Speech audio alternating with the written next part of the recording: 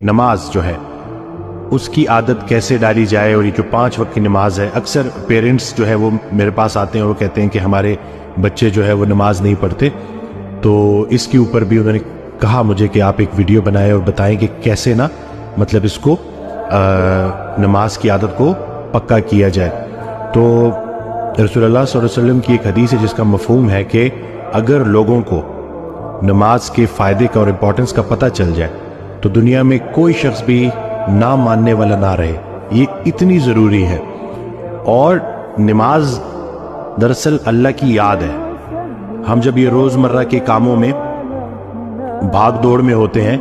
تو اس بھاگ دوڑ میں کہیں ہم اللہ کو بھول نہ جائیں، زندگی دینے والے کو بھول نہ جائیں۔ اس کو یاد رکھنے کے لیے صبح اٹھے، فجر پڑھی، فجر پڑھنے کے بعد اپنے کام شروع کیے، مصروفیات میں بیزی رہے، پھر ظہر کا ٹائم آ گیا،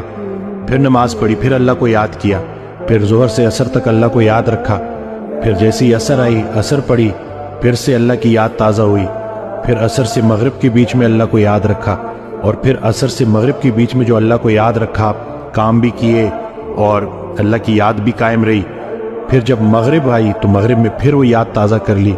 پھر عشاء پڑھی اور عشاء کے بعد باوضو سو گئے۔ تو اس طرح سے پورا دن